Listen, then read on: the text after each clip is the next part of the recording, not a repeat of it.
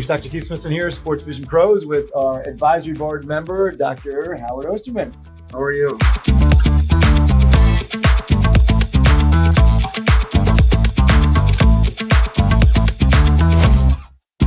So Dr. Osterman is our team podiatrist. So we're going to talk a little bit about team podiatrist and what that means. And we're here outside of our locker room getting ready for game night.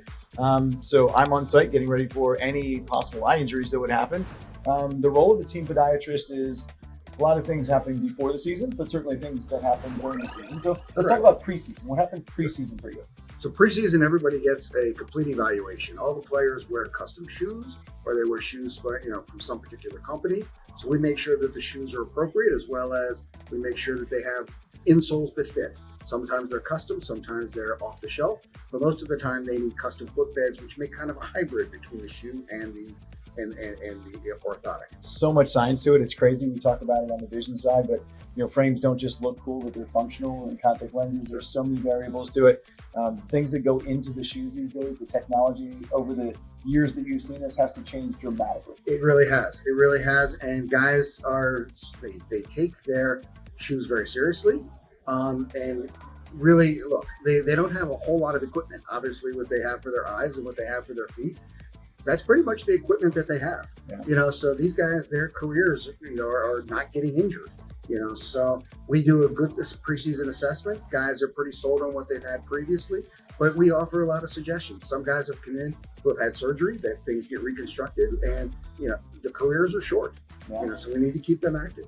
The feet are everything in this game for sure. It's a hard court. There's not much forgiving nature to that. So the shoes are really everything. So tell me about game day. We're now here game night. We're on the court. We're heading back out after halftime here. But what are the type of game day, game night injuries that could be potentially something you deal with? So a lot of stuff we deal with are things like ingrown toenails, calluses, plantar warts. You forget that they're just kids.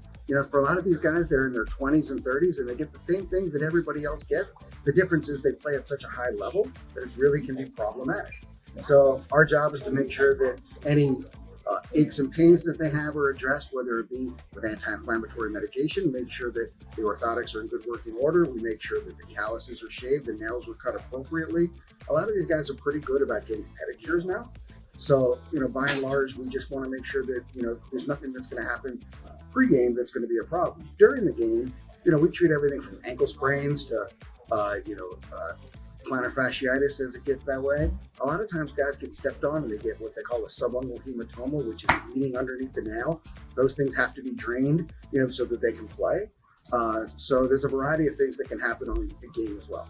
And again, we've talked about a lot of Sports Vision Pros, the athletic trainer, the head athletic trainer being our connection point to any in-game injuries, and that's where they'll come reach for me. If there's an eye injury, come reach for Dr. Osterman. If it's a toe or ankle injury, and we work together as a team, right? So that's why we're here, is to support each other and to work together to keep these players upright, safe, and healthy, and not just for our team, but for the other team as well. We're here with Golden State tonight, so if something happens with them, we're on staff to be here. And the truth of the matter is, this is one of those things that being there is half of the battle.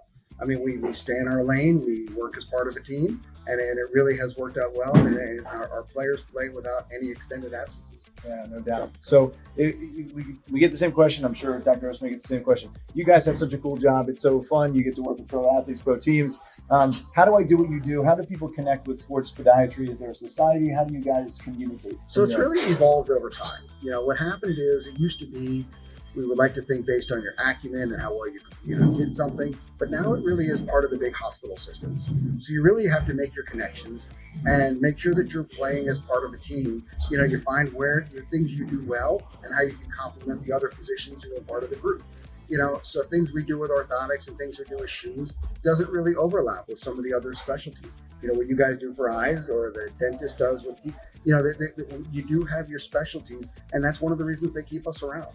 It's we've done this a lot of years in a lot of different sports, and as long as you know your place and don't try to overstep, you're here to help players play, and that's the main thing. It really is, though, a lot of showing up. It's a lot of time, after hours to be able to do that. It is fun. You get to know the players, the families, the coaches, but it is labor intensive. Yeah. So let's finish with a fun question. So I always kind of get this where Dr. Osterman worked with multiple different sports as well as I do. So he has the opportunity to work with multiple different athletes. Who's got the worst shoes? I grew up as a soccer player. I always think our shoes were terrible. Yeah. Who plays in the worst shoes? What sport? Well, I mean, you're talking about from a pro level, the NBA players playing great shoes. They do. These things are floating. These are the best shoes. These are not guys the ones, float down the you know, court. They are. Really I did a year of baseball. Yeah. And they really did not play in good shoes. I felt like they stapled the cleats to the bottom of my feet when I There played was soccer. no support, and the stopping and starting, again, probably very similar to soccer. Yeah. But you talk about things like losing toenails and getting blisters and getting calluses. Yeah. Absolutely, that's part of the deal. Yeah. The baseball players, for the guys I dealt with, look, I do some of the hockey. What skates are custom made.